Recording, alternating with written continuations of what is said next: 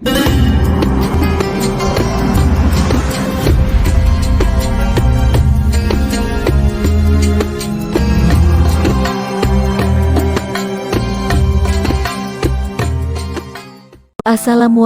warahmatullahi wabarakatuh. Alhamdulillahi wassalatu wassalamu ala asrofil anbiya wal mursalin sayyidina wa maulana wa habibina Muhammadin wa ala alihi wasobih. Para sahabat channel yang dirahmati Allah, kembali lagi bersama Pakonan Kiai.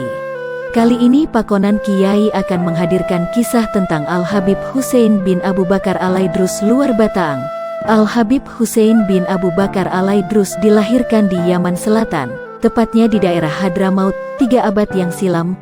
Beliau dilahirkan sebagai anak yatim yang dibesarkan oleh seorang ibu, di mana sehari-harinya hanya hidup dari hasil memintal benang pada perusahaan tenun tradisional.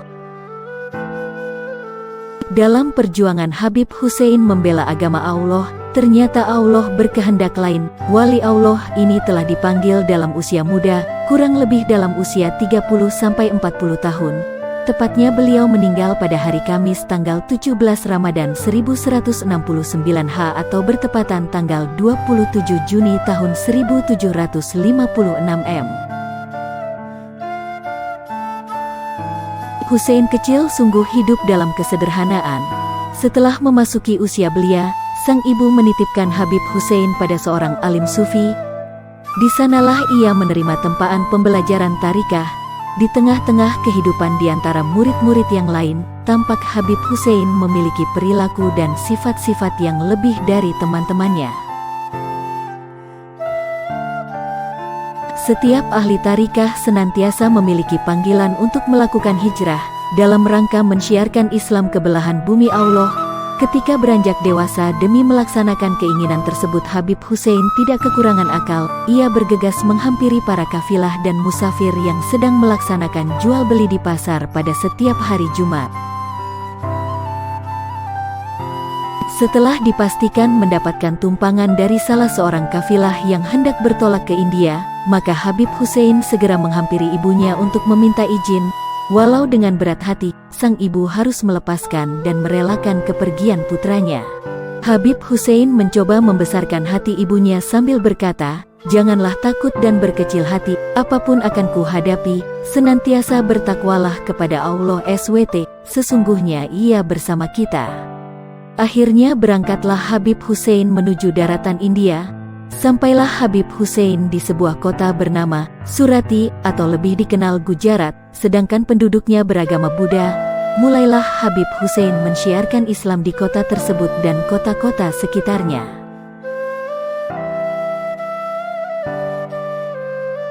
Kedatangan Habib Husein di kota tersebut membawa rahmatan lil alamin karena daerah yang asalnya kering dan tandus, kemudian dengan kebesaran Allah maka berubah menjadi daerah yang subur. Agama Islam pun tumbuh berkembang. Hingga kini belum ditemukan sumber yang pasti berapa lama Habib Husein bermukim di India. Tidak lama kemudian, beliau melanjutkan misi hijrahnya menuju wilayah Asia Tenggara, hingga sampai di Pulau Jawa, dan menetap di kota Batavia, sebutan kota Jakarta tempo dulu. Batavia adalah pusat pemerintah Belanda, dan pelabuhannya Sunda Kelapa. Pada tahun 1736 M datanglah Habib Husein bersama para pedagang dari Gujarat di pelabuhan Sunda Kelapa. Disinilah persinggahan terakhir dalam menyiarkan Islam.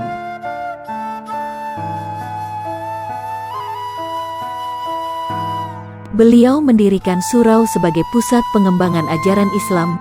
Beliau banyak dikunjungi bukan saja dari daerah sekitarnya, melainkan juga datang dari berbagai daerah untuk belajar Islam atau banyak juga yang datang untuk didoakan.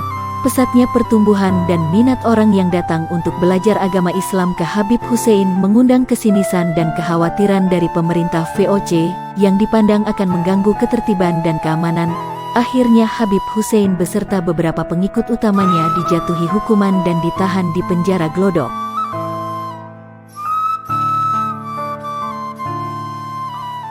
Tembok dan terali besi tidak dapat menghentikan peran Habib Husein dalam mensyiarkan Islam.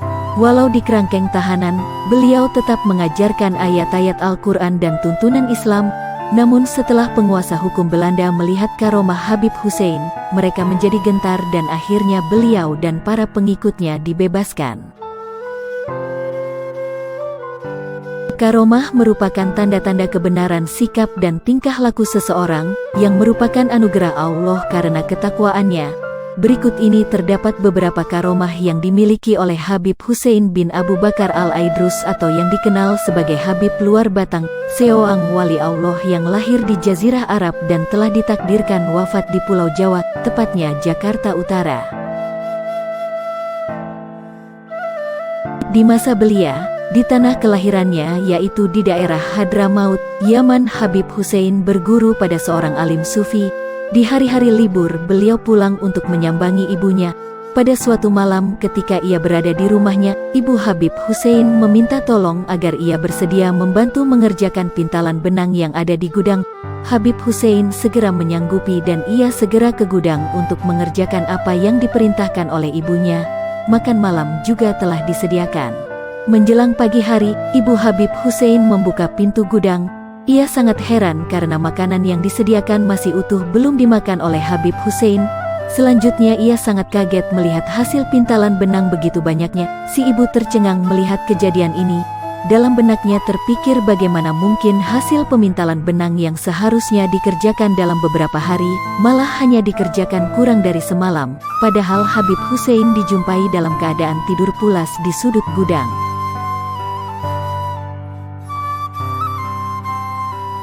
Kejadian ini diceritakan kepada guru tarikah yang membimbing Habib Hussein. Mendengar cerita itu maka ia bertakbir sambil berucap, "Sungguh Allah berkehendak pada anakmu, untuk diperolehnya derajat yang besar di sisinya, hendaklah ibu berbesar hati dan jangan bertindak keras kepadanya.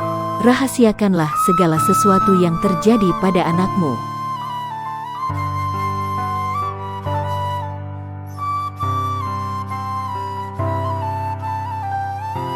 Hijrah pertama yang disinggahi oleh Habib Hussein adalah di daratan India, tepatnya di kota Gujarat. Kehidupan kota tersebut bagaikan kota mati, karena dilanda bencana kekeringan dan wabah kolera.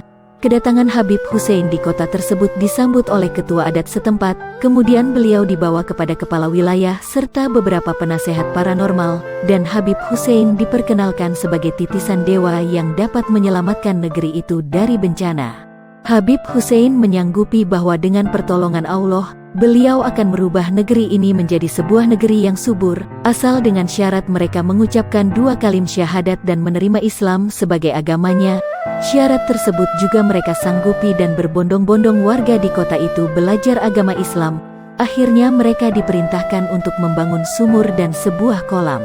Setelah pembangunan keduanya dapat diselesaikan, maka dengan kekuasaan Allah turun hujan yang sangat lebat, membasahi seluruh daratan yang tandus.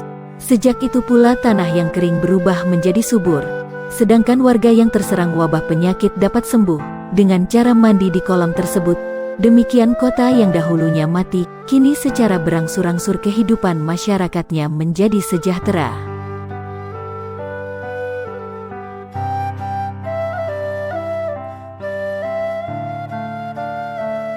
Setelah tatanan kehidupan masyarakat Gujarat dari kehidupan kekeringan dan hidup miskin menjadi subur serta masyarakatnya hidup sejahtera, maka Habib Hussein melanjutkan hijrahnya ke daratan Asia Tenggara untuk tetap mensyiarkan Islam.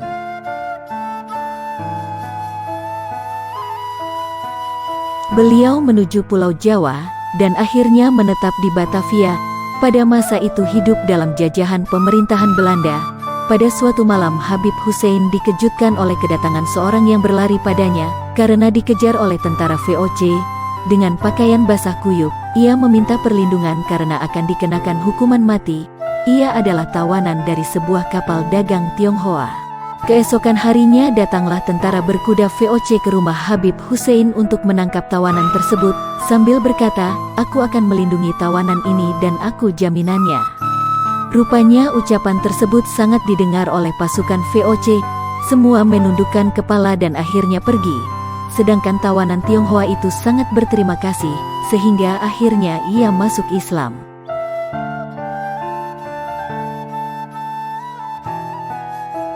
Dalam masa sekejap telah banyak orang yang datang untuk belajar Islam. Rumah Habib Hussein banyak dikunjungi para muridnya dan masyarakat luas. Hilir mudiknya umat yang datang membuat penguasa VOC menjadi khawatir akan mengganggu keamanan. Akhirnya Habib Hussein beserta beberapa pengikut utamanya ditangkap dan dimasukkan ke penjara Glodok. Bangunan penjara itu juga dikenal dengan sebutan Seksi 2. Rupanya dalam tahanan Habib Hussein ditempatkan dalam kamar terpisah dan ruangan yang sempit, sedangkan pengikutnya ditempatkan di ruangan yang besar bersama tahanan yang lain. Polisi penjara dibuat terheran-heran karena di tengah malam melihat Habib Hussein menjadi imam di ruangan yang besar, memimpin sholat bersama-sama pengikutnya, hingga menjelang subuh masyarakat di luar pun ikut bermakmum. Akan tetapi anehnya dalam waktu yang bersamaan pula polisi penjara tersebut melihat Habib Hussein tidur nyenyak di kamar ruangan yang sempit itu, dalam keadaan terkunci. Kejadian tersebut berkembang menjadi buah bibir di kalangan pemerintahan VOC. Dengan segala pertimbangan, akhirnya Habib Hussein beserta semua pengikutnya dibebaskan dari tahanan.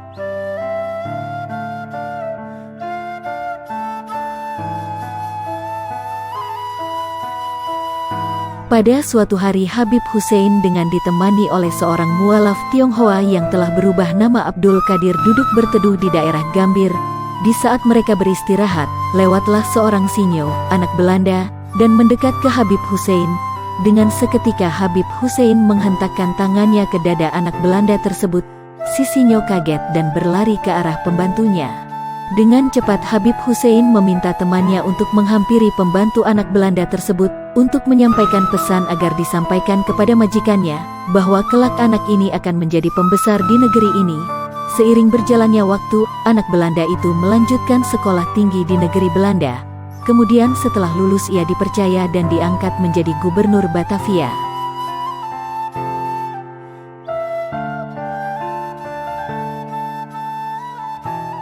Gubernur Batavia yang pada masa kecilnya telah diramal oleh Habib Hussein bahwa kelak akan menjadi orang besar di negeri ini, ternyata benar adanya. Rupanya gubernur muda itu menerima wasiat dari ayahnya yang baru saja meninggal dunia. Diwasiatkan kalau memang apa yang dikatakan Habib Hussein menjadi kenyataan, diminta agar ia membalas budi dan jangan melupakan jasa Habib Hussein. Akhirnya gubernur Batavia menghadiahkan beberapa karung uang kepada Habib Hussein. Uang itu diterimanya, tetapi dibuangnya ke laut. Demikian pula setiap pemberian uang berikutnya. Habib Hussein selalu menerimanya, tetapi juga dibuangnya ke laut. Gubernur yang memberi uang jadi penasaran dan akhirnya bertanya mengapa uang pemberiannya dibuang ke laut. Dijawab oleh Habib Hussein bahwa uang tersebut dikirimkan untuk ibunya ke Yaman. Gubernur itu dibuatnya penasaran, akhirnya diperintahkan penyelam untuk mencari karung uang yang dibuang ke laut. Walhasil tak satu keping uang pun diketemukan. Selanjutnya Gubernur Batavia tetap berupaya untuk membuktikan kebenaran kejadian ganjil tersebut, maka ia mengutus seorang ajudan ke negeri Yaman untuk bertemu dan menanyakan kepada ibu Habib Hussein. Sekembalinya dari Yaman, ajudan gubernur tersebut melaporkan bahwa benar adanya ibu Habib Hussein telah menerima sejumlah uang yang dibuang ke laut tersebut pada hari dan tanggal yang sama.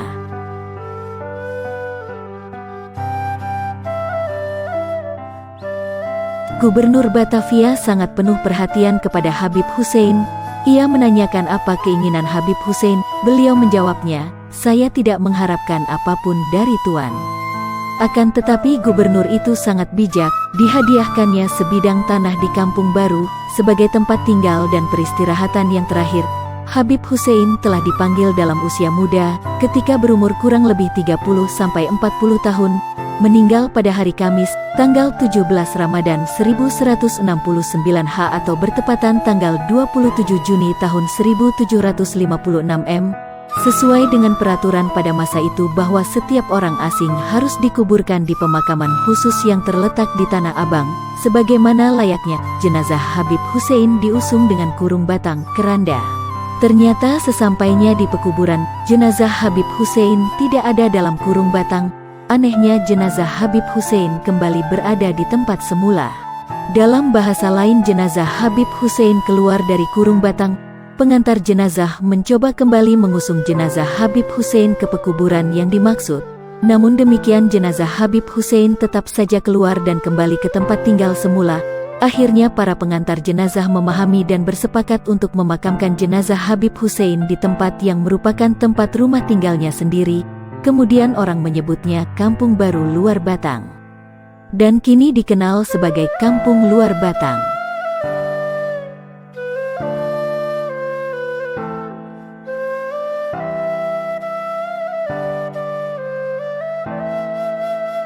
Dikutip dari buku riwayat singkat dan karomah Al-Habib Hussein bin Abu Bakar Al-Aidrus, penulis Sayyid Abdullah bin Abu Bakar Al-Aidrus.